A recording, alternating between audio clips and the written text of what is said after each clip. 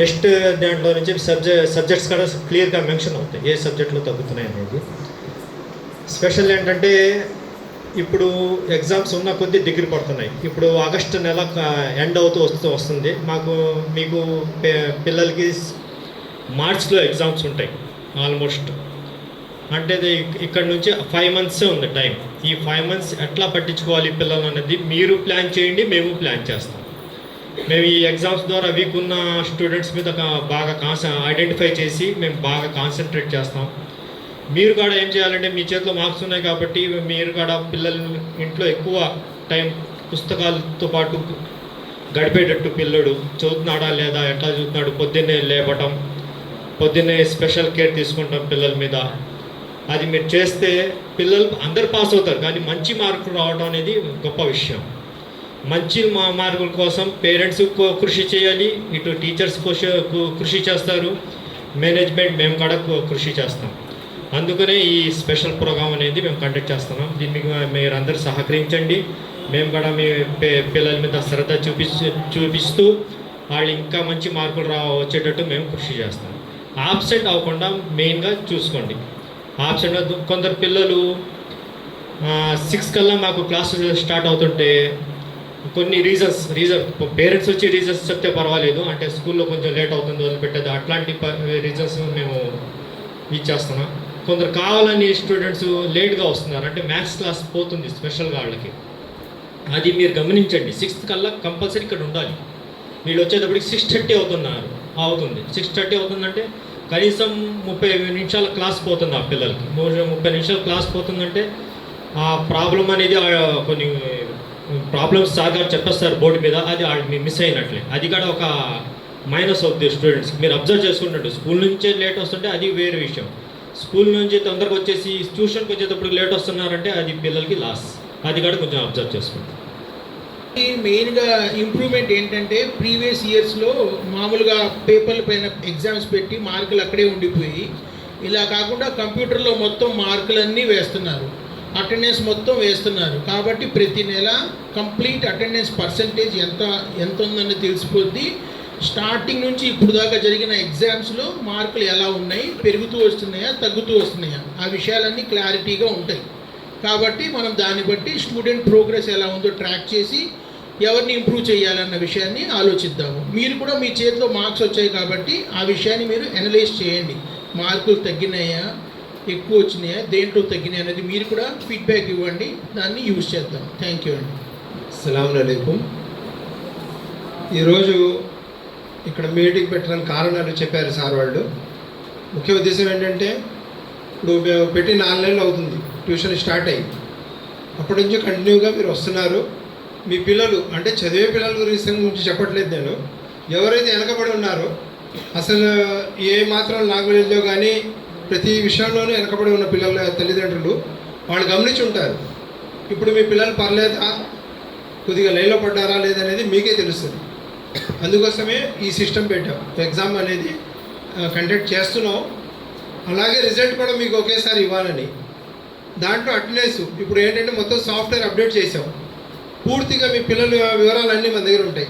ఎట్లాగంటే attendance ఎంత ఉంది, ఈ నెలలో ఎన్ని రోజులు వచ్చారు వాళ్ళు, ఎన్ని రోజులకు ట్యూషన్ రన్ అయింది, దాంట్లో అటెండెన్స్ ఎంత, అలాగే ఎగ్జామ్స్ ఏ ఎగ్జామ్స్ కండక్ట్ చేసాం, దాంట్లో వాళ్ళు ఏ మార్క్స్ ఎలా వచ్చినాయి అనేది పూర్తి వివరాలు మన దగ్గర సిస్టంలో అట్టి పెట్టుకోవాలని ఈ పద్ధతి విధానం తెచ్చాం.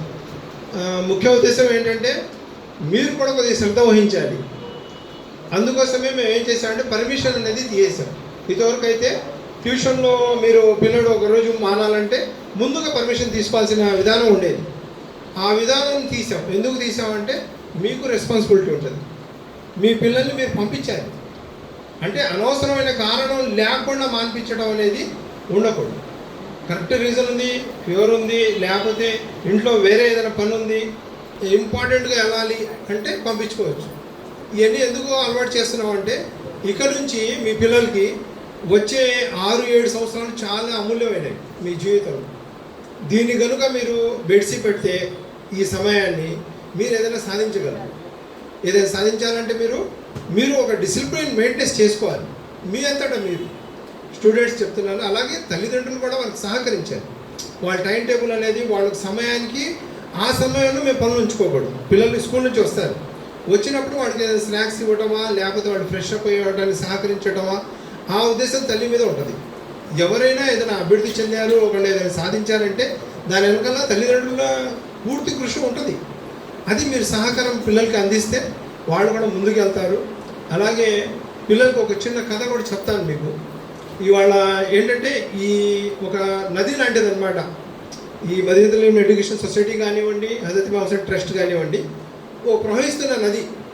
దీంట్లో కావాలంటే మీరు తాగడానికి మంచినీళ్ళని పట్టుకోవచ్చు, తాగడానికి నీళ్ళు తీసుకోవాలని తీసుకెళ్ళచ్చు, స్నానం చేసేవాడు స్నానం చేస్తాడు, బట్టలు ఉతుక్కున్నాడు బట్టలు ఉతుక్కుంటాడు. అంటే ఎవరికి ఎటువంటి అవసరం ఉందో అలా ఉపయోగించుకోవడంలో ఉంటుంది. కానీ కర్మఫలం ఒకటి ఉంటుంది. మీరు ఉపయోగించుకునే విధానాన్ని బట్టే మీకు దాని ప్రతిఫలం ఉంటుంది.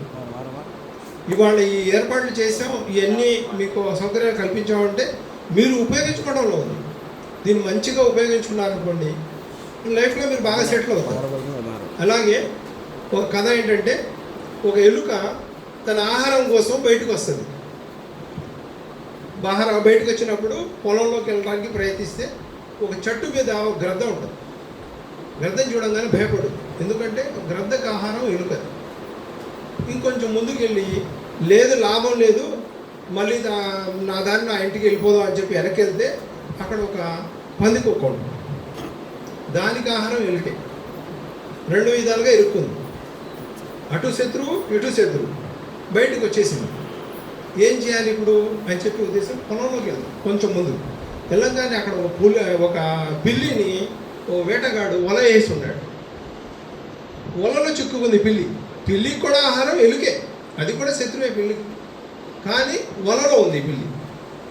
ఇప్పుడు ఎలుక ఏం చేసింది, ఆలోచించకుండా, ఎటువంటి ఆలోచన తడబడకుండా పిల్లి పక్కకి వెళ్ళి కూర్చుంది. ఎందుకంటే పిల్లి ఇప్పుడు హాని చేయలేదు. ఎందుకు చేయలేదు, అది ఒక వలలో ఇరుక్కుంది. అక్కడ మాటలు కలిపేటప్పుడు పిల్లి కూడా సంతోషిస్తుంది.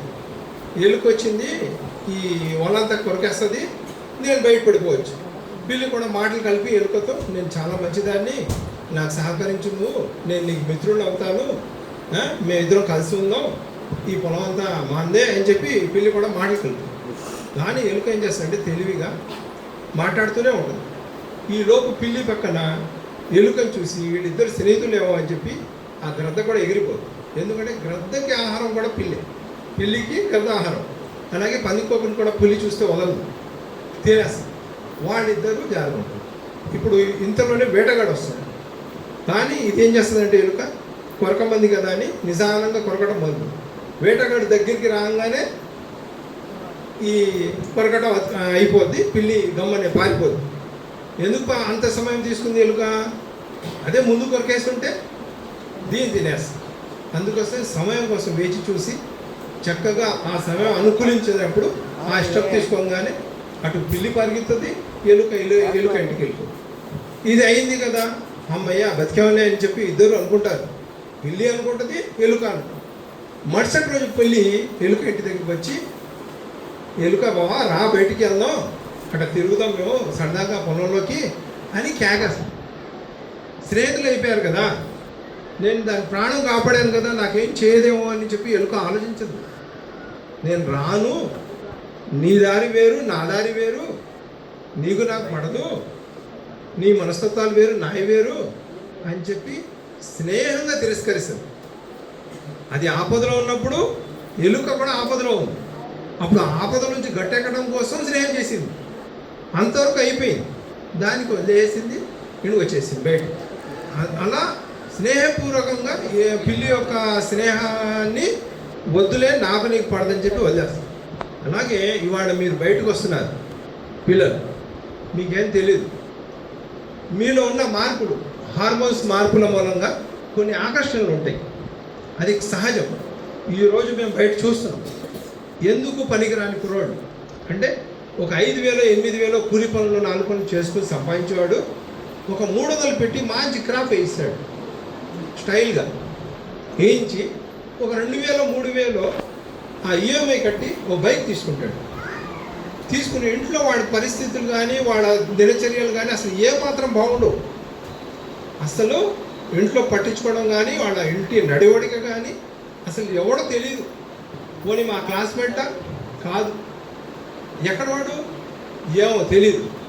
కానీ మీ చుట్టూతో ఏం చేస్తాడంటే 4-5 రౌండ్లు వేస్తాడు. వేసేటప్పటికి ఈ వయసులో ఏమవుతుందంటే హార్మోన్స్ ప్రభావం మూలంగా ఆకర్షణలు ఉంటాయి. దానికి మీకు పోరాటం మొదలుపెట్టి అది బాయ్స్ అయినా గర్ల్స్ అయినా ఇద్దరు కూడా జరగవచ్చు. కానీ మీరేం చేయాలి? మీరు జ్ఞానవంతులు, ముందు మీ జ్ఞానాన్ని ఉపయోగించాలి. మాకు ఈ సమయం ఎలాంటిది. ఇంకోటి ఇందులోనే ఇంకో విషయం ఏంటంటే ఇది ఒకటే కాదు, అలాంటి చాలా జరుగుతున్నాయి. దానికి స్నేహంగా మేము చూసి చూడనట్టుగా ఇగ్నోర్ వచ్చేసి మా ఉద్దేశం ఏంటి, ఈ 7 ఏళ్ళు మా ఉద్దేశం ఏంటి, మా గోల్ ఏంటి, దానికి రీచ్ అవ్వడానికే ప్రయత్నించాం. ఎట్టి పరిస్థితుల్లోనూ బయట ప్రభావిత సన్నివేశాలకి మేము లొంగకూడదు. మాకు ఉద్దేశం మాకు సంబంధించింది కాదది. మా దారి ఇంటి కాడి నుంచి ట్యూషన్ కాడి నుంచి ఇల్లు, చదువు, ఇది బయట సంగతి. ఇంకా లోపలికి వస్తే కొంతమంది పొగరుగా ఉంటారు. పొగరుగా అనుకుంటాం మేము. అంటే ఎందుకు ఉంటారంటే వాళ్ళు ఎక్కువగా మాట్లాడరు, ఎక్కువగా స్నేహాలు చేయరు. మీరేమనుకుంటారు, వీడు కొద్దిగా 70-80 మార్కులు వస్తున్నాయి కదా, అందుకోసం మమ్మల్ని పట్టించుకోడు, ఏదో పొగరుగా ఉంటాడు అని చెప్పి భావిస్తారు. కానీ ఉద్దేశం అది కాదు. వాడి సమయం వేస్ట్ చేయట్లేదు. వాడి ఉద్దేశం అంతా దేని మీద ఉంది, వాడి దృష్టి అంతా దేని మీద ఉంది, చదువు మీద ఉంది. వాడితో మీరు విరోధం తెచ్చుకోండి కావాలంటే. ఎలాంటి విరోధం? నీకు 70 వస్తున్నాయా, నాకు 75 రావాలని ప్రయత్నించండి, అది మంచిది. చెడ్డవాడితో విరోధం కంటేను మంచోడితో విరోధం మంచిది. ఒక మంచోడితో విరోధం పడినా మంచిదే అది, కానీ ఒక చెడ్డోడితో స్నేహం మంచిది కాదు. అది ఆలోచించుకుని మీరు మీ సమయాన్ని మీరు వృధా చేసుకోకూడదు. ఇంకోటి, ఫ్రెండ్స్ ఉంటారు. ఇక్కడ నుంచి ట్యూషన్ వచ్చే ముందు ఇంటికి వస్తాడు పిలుచుకెళ్ళడానికి, వచ్చి అట్లా బడిగట్టు దగ్గర నుంచి ఉంటారు, ఎలా ఆగరా అని 10 నిమిషాలు 5 నిమిషాలు క్లాస్కి రాకుండా ఆపుతాడు. ఒకరోజు ఆపుతాడు. మళ్ళీ ఇంటి దాకా వచ్చి బయట కబుర్లు ఎంతసేపు అండి, ఒక 15 నిమిషాలు, ఒక అరగంటలో కబుర్లు ఆడతారు. ఒకరోజు బాగానే ఉంటుంది, 2 రోజులు బాగుంటుంది, 3వ రోజు నువ్వు చెప్తావు, ఏంట్రా బోర్ కొడుతుంది వెళ్తున్నాను, నువ్వు వెళ్ళిపోమంటావు. వాడేం చేస్తాడు, ఎమ్మటే ఆలోచిస్తాడు, వీడేంటి ఇంట్లోకి వెళ్ళిపోయాడని. మరుసటి రోజు ఏం చేస్తాడు, సర్లే అక్కడ దాకా వెళ్తాం రా, బ్యాగ్ పెట్టేసి రావంటాడు. మీలోనే జరగచ్చు. మళ్ళీ ఇద్దరు కలిసి ఏం చేస్తారు, ఆ సెంటర్ దాకా వెళ్తారు. అది ఎంత సమయం పడుతుంది, అరగంట పట్టుద్ది. అది కూడా నీ జీవితంలో అనవసరం గడిచేది, అనవసరంగా మీ సమయం వృధా అయినట్టే. అందుకోసం మీకు ఒకటే చెప్తున్నాను, ఇది ఒక మంచి టర్నింగ్ పాయింట్. మీకు ఇది మంచి సమయం అన్నమాట. ఎలాంటి సమయం అంటే, మీ జీవితంలో మీరు ఏదైనా సాధించాలంటే, మీ జీవితంలో మీరు మీ తల్లిదండ్రులు గొప్పగా ఫీల్ అవ్వాలంటే, మీ తల్లిదండ్రులు మీరు ప్రేమిస్తున్నారు, వాళ్ళని గౌరవిస్తున్నారు అనుకుంటే, వాళ్ళకి ఏదైనా మీరు చేయాలనుకుంటే ఇదే మంచి సమయం. మీకు ఈ సమయాన్ని వృధా చేయకుండా చక్కగా మంచి నడవడికతో చదువు మీద దృష్టి పెట్టి ఏదైనా దాంట్లో సాధించిస్తే తల్లిదండ్రులకు అంతకు మించి ఆనందం ఏమి ఉండదు. ఒక మంచి గిఫ్ట్ ఇచ్చినట్టు, మంచి వరం ఇచ్చినట్టు తల్లిదండ్రులు. ఆ సమయం, అలాంటి అవకాశం ఇవాళ మీ చేతుల్లో ఉంది. అందరికి అర్థమవుతుందా? బాయ్స్కి ముఖ్యంగా కొద్ది దగ్గర రండి, మీరు అందరు లైన్లో నుంచండి, దగ్గరికి రండి, గుర్తుకోవద్దు. అది నేను చెప్పేది ఏంటంటే, మరీ చెప్తున్నాను, మీ సమయాన్ని మీరు ఎక్కడ ఉపయోగిస్తున్నారు అనేది చాలా అవసరం, చాలా అవసరం. ఇప్పుడు భక్తి కూడా బాగా ప్రవహిస్తుంది ఈ రోజుల్లో. అందరి ఇళ్లలోనూ భక్తి అసలు అపారంగా అయిపోయింది. ఈ మతం ఆ మతం అని కాదు, భక్తి పొంగుతుందన్నమాట ఇళ్లలో. అక్కడ పంజాకి వెళ్ళాలి, ఇక్కడ మసీద్కి వెళ్ళాలి, ఆ గుడికి వెళ్ళాలి, ఇవాళ ఈరోజు ఆ రోజు ఆ ర్యాలీకి వెళ్ళాలి, అసలు మామూలుగా లేదన్నమాట. ఇదంతా మీ సమయం వృధా చేసుకోవడం. ఒక ఉద్దేశం ఉంటుంది, ప్రతి వాళ్ళకు ఒక ఇది ఉంటుంది. ఈ 7 ఏళ్ళు 10th కాడ నుంచి మీరు డిగ్రీ 7 సంవత్సరాలు కనుక మీరు కష్టపడితే అసలు మీకు బ్రహ్మాండంగా ఉంటుంది మీ లైఫ్. 60-70 ఏళ్ళ వరకు మీరు హాయిగా ప్రతి ప్రోగ్రాంలోనూ పాల్పంచుకోవచ్చు. ప్రతి గుడికి వెళ్ళవచ్చు, ప్రతి పంజాకి వెళ్ళవచ్చు, ప్రతి మసీదు, ప్రతి నమాజ్కి వెళ్ళవచ్చు మీరు. కానీ ఈ 7 సంవత్సరాల మటుకు మీకు చాలా కీలకమైనవి. ఇప్పుడు సార్ చెప్పినట్టు ఒక 6 నెలలు ఉంది మీ చేతిలో, కరెక్ట్గా 6 నెలలు ఉంది. సెప్టెంబర్ నాడు నుంచి ఫిబ్రవరి ఎండింగ్ దాకా ఈ 6 నెలలు మీరు గట్టిగా కష్టపడితే మంచి మార్కులతో పాస్ అవుతుంది. ఇదే మీ టర్నింగ్ పాయింట్. 10th క్లాస్ కనుక మీకు 75 అబోవ్ వస్తే గ్యారెంటీగా 70 అబోవ్ ఇంటర్మీడియట్లో ఉంటారు. అది మీరు చేస్తారు, సాధిస్తారని మేము ఆశిస్తున్నాం. చేయగలరు కూడా మీరు. మీరు ఎవ్వరూ తక్కువ కాదు, ఎవ్వరూ తక్కువగా అందరికీ ఉన్నాయి. ఇవాళ 10 బిలో మార్క్స్ వచ్చిన వాళ్ళు కూడా వాళ్ళకు కూడా వాళ్ళ జ్ఞానం ఉంది, లేక ఏం కాదు. కాకపోతే నిర్లక్ష్యం. చదువుదాంలే అని ఫోన్లు విపరీతంగా ఉపయోగిస్తున్నారు, అందరూ ఉపయోగిస్తున్నారు. ఎంతవరకు అవసరం అనేది మీకు మీరు ప్రశ్నించుకుంటారు. మీ తల్లిదండ్రులు చెప్పడం కాదు. మీ తల్లిదండ్రులు కానీ మీ అక్క చెల్లెలతో కానీ మీరు ఏం చేస్తున్నారు? రూడ్గా మాట్లాడతారు. ఎల్లు ఎన్నిసార్లు చెప్తా అది ఇది అని.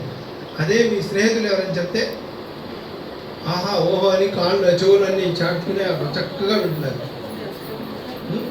ఎందుకన్నా మీ శ్రావణాశులు ఇళ్ళే, మీ రక్త సంబంధికుడు, మీ అధ్యాపకులు మీకు శ్రావణాశులు. వాళ్ళు చక్కగా మీకు ఏంటని. ఇంకోటి టీచర్స్ కూడా ఏంటంటే మీరు ఎంతవరకు ఏ ఫీల్డ్లో రాణించగలరు అనేది వాళ్ళకు చూడంగానే చెప్తారు. తల్లి అన్నం ఉడికేటప్పుడు ఒక్క గింజ పట్టుకుని ఎలా అయితే చెప్తుందో ఉడికిందా లేదా అని టీచర్స్ కూడా అంతే. అది స్కూల్లో కానివ్వండి, ట్యూషన్లో కానివ్వండి, వాళ్ళకి మీరు అడగండి. మీకు ఏదైనా డౌట్స్ ఉంటే, మీకు ఏదైనా అర్థం కాకపోతే 1-2 సార్లు అడగండి.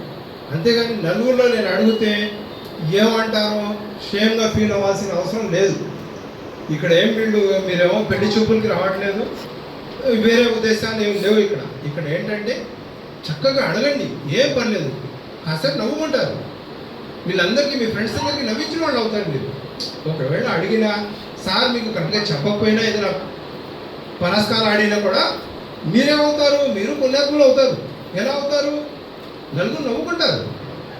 నలుగురు నవ్వించడం అంటే మంచిదే కదా. ఏడిపించడం, బాధ పెట్టడం మంచిది కాదు, కానీ నలుగురు నవ్వించడం మంచిది. అలా ఆ ఉద్దేశంగా పాజిటివ్ థింకింగ్గా వెళ్ళండి. నెగిటివ్స్ రానివద్దు. చక్కటి మంచి భవిష్యత్తు ఉంది మీకు.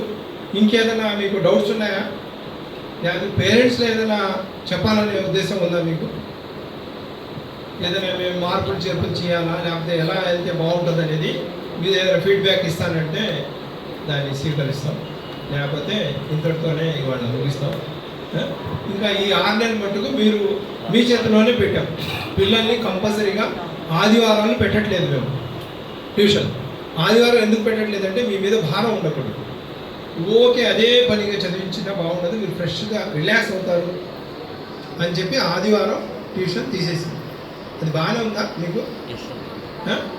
మీరు ఆడుకుంటున్నారు కదా, ఫోన్లో కూర్చోవద్దు. బాయ్స్కి ముఖ్యంగా చెప్తున్నా, గ్రౌండ్కి వెళ్ళిపోండి. తల్లిదండ్రులు కూడా చెప్తున్నా, పిల్లలు పంపించండి, గ్రౌండ్కి పంపించండి. గ్రౌండ్కి పంపించి చక్కగా ఆడుకునే వాళ్ళు ఫిట్నెస్గా ఉంటారు. వెళ్ళొద్దు గ్రౌండ్కి అని చెప్పొద్దు. 3-4 గంటలు వదిలేయండి. కానీ అది టిఫిన్ చేసి వెళ్ళటమో, లేకపోతే పొద్దున్నే 6ంటికి వెళ్ళి మళ్ళీ 8ంటికి వచ్చేయటమో, అది టైం మట్టుకు మీరు కూడా ఖచ్చితంగా పాటించండి. తల్లిదండ్రులకు ఇబ్బంది పెట్టకుండా చక్కగా ఆడుకొనివ్వండి. ఇంకోటి ఏంటంటే December 1 నుంచి మీకు ఆదివారం కూడా ఉంటుంది ట్యూషన్. అది కూడా ప్లాన్ చేస్తున్నాం. ఎలాగంటే 2 పూటలు పెడతాం. పొద్దున్న మ్యాథ్స్ పెడతాము, లేకపోతే సాయంత్రం మ్యాథ్స్ పెట్టడం చేస్తాం. అలాగే ఇంకోటి ఏంటంటే కోచింగ్ టీచర్ గారి మీద కూడా కొద్దిగా భారంగా ఉంది కాబట్టి ఇంకో టీచర్ కూడా యాడ్ చేస్తున్నాం. ఇన్షాల్లా అయితే ఫస్ట్ టర్మ్ నుంచే వస్తారు. ఆవిడ కూడా హిందీలో సోషల్ ఆవిడ తీసుకుంటారు. కొద్దిగా సబ్జెక్టు ఆవిడ కూడా తగ్గించి ఇంకా మంచి క్వాలిటీ ఇవ్వాలనే ఉద్దేశంతో ఈ స్టెప్ కూడా తీసుకుంటాం. మీరందరూ ఇంకేమైనా డౌట్స్ ఉంటే ఇలా కాస్త ఇలా అని చెప్పి ఏదైనా మార్పులు చేరుకుంటే మాకంటే ఎక్కువగా మీకే తెలుస్తుంది కాబట్టి మీరు చెప్తే దాని ప్రకారం మేము ఫాలో అవుతాం. ఇంకేమైనా డౌట్స్ లేవు కదా? నేను బయట సంగతి కూడా చెప్పా, ఎలా రావాలి ఎలా లేని. అదే విధంగా ఫాలో అవ్వండి. అనవసరం విషయాలు మాకు వద్దు. మేము వస్తుంది చదువుకోవడానికి. అదే థింకింగ్ ఉండాలి మీ దగ్గర. అదే ఉద్దేశంతో రండి, చక్కగా డెవలప్ అవుతారు. ఏదో మీరు వెళ్ళిపోయి ఏదో ఉద్యోగాలు సాధించాల్సిన అవసరమే లేదు. ఆడపిల్లలు చదువుకుంటే జ్ఞానం మీ దగ్గరే ఉంటుంది. మీ పిల్లలకి చక్కగా మంచి గైడెన్స్ ఇవ్వచ్చు, మంచి పొజిషన్లోకి తెప్పించుకోగలరు. ఒకవేళ ఉద్యోగాలు వద్దు అనుకుంటే, కానీ చదువు అనేది ఉద్యోగం కోసమో లైఫ్లో సెట్ పడిపోవడానికో డబ్బులు సంపాదించడానికో కాదు. అలా అయితే వేరే మార్గాలు ఎన్నో ఉంటాయి. డైరెక్ట్గా నేర్చుకున్న ఆడపిల్లని వాళ్ళ 1000 రూపాయలు 1500 రోజుకి సంపాదించుకుంటాం. కాకపోతే ఈ చదువు జ్ఞానం అనేది, విద్య అనేది ఒక వరం లాంటిది దేవుడికి. దేవుడు ఆ వరం మీకు ప్రసాదించాడు కాబట్టి దాన్ని చక్కగా వినియోగించుకోండి. ఒక మంచి నడవడిక నడుస్తారని ఆశిస్తూ మేము కూడా మీకు సహకరిస్తున్నాం. అలాగే మీరు కూడా మంచి ఉన్నత స్థానాల్లోకి వెళ్తే మేము కూడా గొప్పగా ఫీల్ అవుతాం. మన దగ్గర చదువుకున్న పిల్లలు, మన ట్యూషన్లో వచ్చిన పిల్లలు ఈరోజు ఈ స్థాయిలో ఉన్నారని అదే ఆశిస్తున్నాను. అందరికీ నమస్కారం.